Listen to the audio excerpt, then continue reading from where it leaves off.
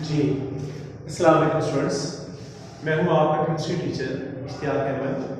Students, ये lecture है chapter number 6 का सेकंड लास्ट लेक्चर बनता है मोलैरिटी। इससे प्रीवियस आपने परसेंटेज के बारे में स्टडी किया था, उसके जो 4 टाइप्स हैं परसेंटेज की आपने वो स्टडी की थी। आज मोलैरिटी का टॉपिक है जो आपने स्टडी करना है। ये भी स्टूडेंट्स कंसंट्रेशन को इंडिकेट करने के लिए, कंसंट्रेशन को जाहिर करने के लिए एक तरीका है, एक मेथड है जिससे आप कंसंट्रेशन को जाहिर करते हैं, इंडिकेट करते हैं। और इसके अंदर आपको सबसे पहले मोलैरिटी के हवाले से इसमें बताया जा रहा है। मोलैरिटी है क्या? What is molarity? Number of moles of solute dissolved in 1 decimetre cube of solution.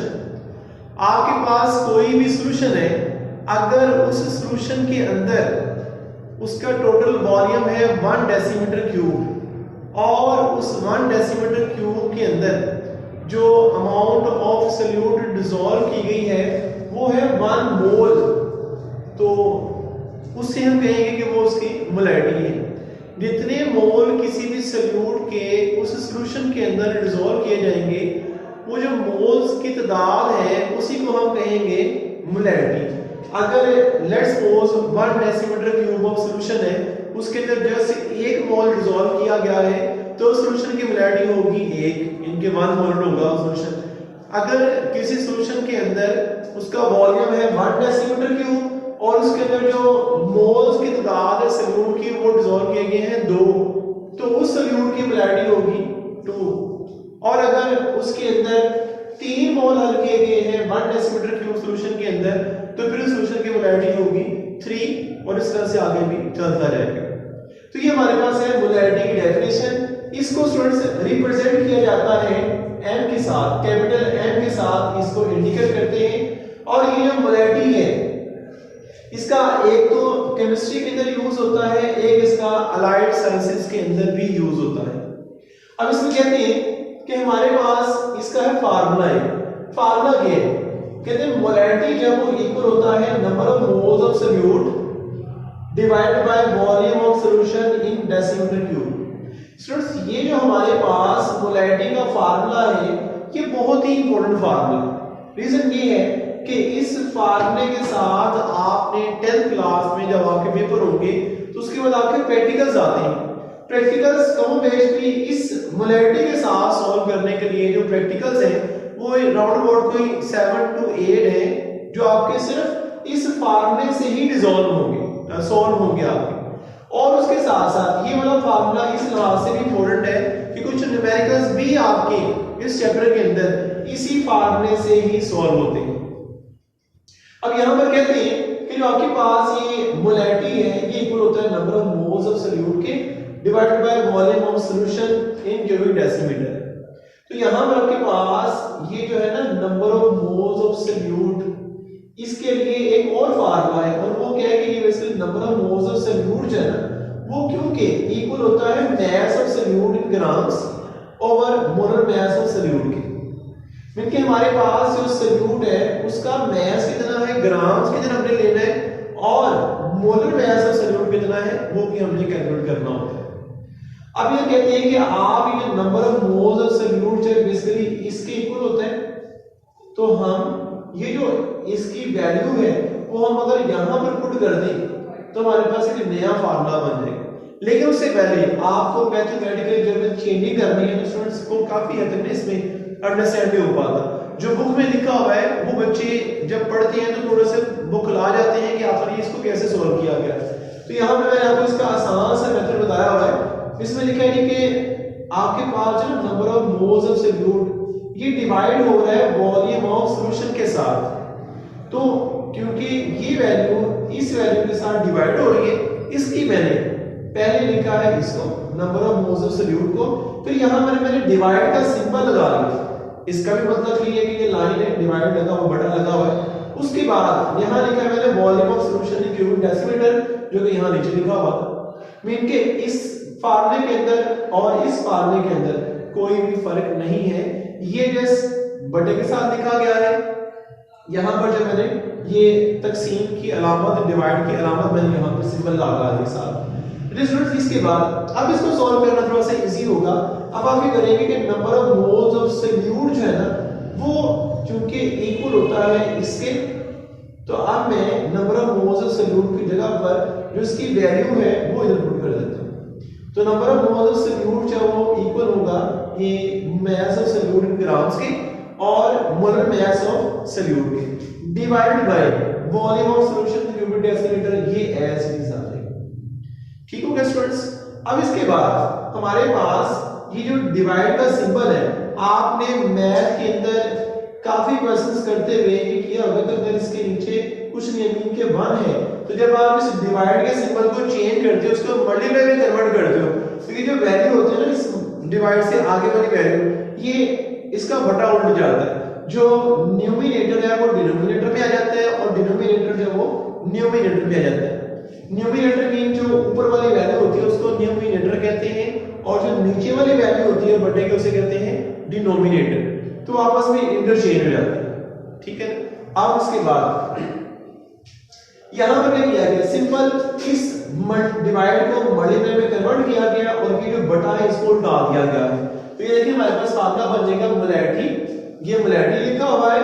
उसके बाद mass of solute in grams over molar mass of solute, ये मैंने एज इट इज यहां पर ऊपर लिख दिया है। मल्टीप्लाई में ये मैंने मल्टीप्लाई का साइन दिया, कन्वर्ट किया डिवाइड से मल्टीप्लाई, और ये 1 over volume of solute in cubic decimetre मैंने लिख दिया। ठीक हो गया स्टूडेंट्स। अब इसके बाद अगर यूनिट यहां पर है डेसीमीटर क्यूब में, अगर मैं इसको कन्वर्ट करना चाहूं सेंटीमीटर क्यूब में तो मैं क्या करूंगा कि इसको 1000 के साथ डिवाइड कर दूंगा। अब क्योंकि ये वैल्यू आगे नीचे लिखी हुई है तो मैं इसको डिवाइड करूंगा तो 1000 को नीचे लिखूंगा बल्कि इसको ऊपर लिख दूंगा। उसका भी स्टूडेंट्स मतलब एक ही होता है कि आपने 1000 के साथ उसको डिवाइड कर दिया वॉल्यूम ऑफ सॉल्यूशन को यूनिट चेंज करने के लिए। यहां पर डेसीमीटर क्यूब है, इधर ऊपर 1 है, यहां पर सेंटीमीटर क्यूब है, इधर ऊपर 1000 है। ठीक हो गया स्टूडेंट्स। तो आपके पास अब मोलैरिटी का टॉपिक जो कि आपको अंडरस्टैंड करवाना था, इसमें ये तमाम चीजें जो आपको यहां पर दी गई है मैक्सिमम हद तक शॉर्ट क्वेश्चंस के अंदर ही आती हैं। लेकिन स्टूडेंट्स कभी कभार ये टॉपिक जो है ना एज अ लॉन्ग क्वेश्चन भी आ जाता है, लेकिन जब भी ये लॉन्ग क्वेश्चन आता है तो उसके अंदर प्रिपरेशन ऑफ मोलर सॉल्यूशन लाजमी आता है। तो इसलिए आपने इसको अच्छे तरीके से अंडरस्टैंड कर लेना है कि इसके समझने में किसी किस्म का आपको मसला ना हो। तो यहाँ पर मैं आपको बता रहा हूँ कि प्रिपरेशन ऑफ मोलर सॉल्यूशन की तैयारी कैसे करते हैं। ये बड़ी इंपॉर्टेंट चीज है और इसके अंदर आपको इसको अंडरस्टैंड करने से पहले ये जरूर रिवाइज करवा देना चाहता हूँ कि मोल क्या होता है। आपने स्टूडेंट्स 9th क्लास के फर्स्ट चैप्टर का आखिरी टॉपिक पढ़ा था मोल, और आपको अगर याद तो उसमें आपने डेफिनेशन पढ़ी थी। ये मैं डेफिनेशन यहां पर लिख देता हूं। If molecular mass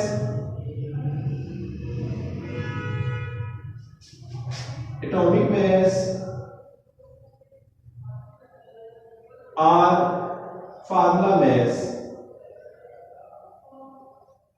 is expressed in grams, it is called मोल। अगर आप किसी भी चीज का मॉलिक्यूलर मास है या उसका एटॉमिक मास है या उसका फार्मूला मास है, यहां पर स्टूडेंट्स और आ जाता है तो किसको फॉर्मूला लगाते हैं। If molecular mass, atomic mass, formula mass is expressed in grams, it is called mole. अगर आप किसी भी एटम का जो मास है, एटॉमिक मास है, किसी भी मॉलिक्यूल का जो मॉलिक्यूलर मास है या किसी भी फार्मूले का जो फार्मूला मास है, अगर आप उसको इंडिकेट कर देते हैं ग्राम्स के अंदर तो वो इक्वल हो जाता है मोल के। आपको शायद याद आ गया होगा इस डेफिनेशन के बारे में। तो यहाँ पर स्टूडेंट्स आपके पास ये है डेफिनेशन इसकी। अब इसको मजीद आपको मैं एग्जांपल के साथ ये एक्सप्लेन कर रहा हूँ, जरा अंडरस्टैंड कर लीजिएगा। देखिए हमारे पास लेट्स सपोज अगर मैं कहता हूँ कि 1 मोल ऑफ NaCl है तो इट मींस कि इसका जितना टोटल मास होता है ना, फार्मूला मास इसका बनेगा उतने इसके ग्राम ले लीजिए। तो हमारे पास सोडियम का मास है 23 और करंट का मास है 35.5, तो इसका टोटल मास बनता है 58.5। तो ये जो है ना हमारे पास ये निकला फार्मूला मास। अगर मैं इसको इंडिकेट कर देता हूं ग्राम्स के अंदर, तो ये ग्राम में कन्वर्ट होने के बाद बनेगा इसका मोलर मास। इसको हम कहेंगे 1 मोल का मास। इट मींस अगर मैं ये बात करता हूं कि मैंने NaCl का 1 मोल लिया है, 1 मोल ऑफ NaCl, तो इसका मतलब है कि मैंने 58.5 ग्राम लिए हैं और 58.5 ग्राम लेकर मीन के 1 मोल लेकर मैंने इसके अंदर डिसॉल्व करना शुरू किए। अब ये क्या है? ये फ्लास्क है, ये माइनिंग फ्लास्क में से कहा जाता है। अब इस फ्लास्क के अंदर कोई भी सॉल्यूशन बनाए और उस सॉल्यूशन का वॉल्यूम अगर हम इस साइन तक कर लें तो ये टोटल वॉल्यूम बनता है 1 डेसीमीटर क्यूब के। अब ये 1 डेसीमीटर क्यूब है, ये हमने यहाँ पे सॉल्यूशन बनाना है, तभी तो हम इसकी मोलैरिटी के बारे में जान पाएंगे इस तरह से, तभी तो हमने मोलर सॉल्यूशन को प्रिपेयर कर पाना है। तो यहाँ पे कहते हैं कि आपके पास ये जो एक फ्लास्क है, आपने इसके अंदर अननोन मास कोई भी थोड़ा सा आपने ले लेना है, तो थोड़ा सा इतना बड़ा हो सकता है, इतना सा आपने ले लेना है इसका मास, और इसके अंदर आपने डालना है, ये है वाटर, इसके अंदर आपने 1 मोल ऑफ NaCl डाल दिया। अब 1 मोल ऑफ NaCl डालने के बाद आपने इसको करना है डिसॉल्व, हल करना है आपने, और हल करने के बाद आपने इसमें मजीद जो है ना वो डाल देना है वाटर, और वाटर डालना इतना है कि इसका जो टोटल वॉल्यूम है सॉल्यूशन का बढ़ता बढ़ता यहां तक इस निशान तक जो है टोटल भर जाए। जब इस निशान तक भर जाएगा तो हमारे पास ये बन जाएगा एक ऐसा सॉल्यूशन जिसका वॉल्यूम 1 डेसीमीटर क्यूब है, और इस 1 डेसीमीटर क्यूब सॉल्यूशन के अंदर जो सॉल्यूट है उसका जस्ट 1 मोल डिसॉल्व हुआ है। तो आप इस किस्म के सॉल्यूशन को बोलते हो ये वाला है 1 मोलर सॉल्यूशन। ठीक हो गया स्टूडेंट्स?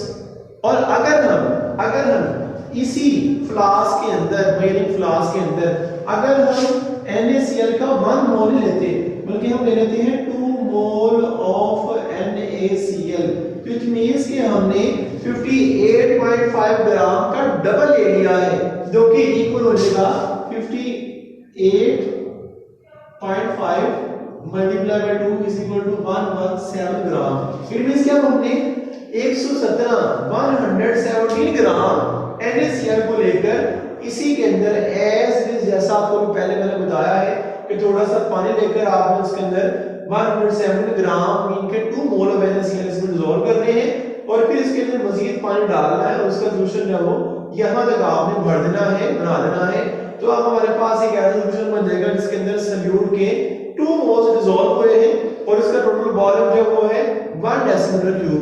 तो हम इस किस्म के सॉल्यूशन को बोलेंगे वो वाला है 2 मोलर, और एज इट इज इससे आगे भी चलता रहेगा।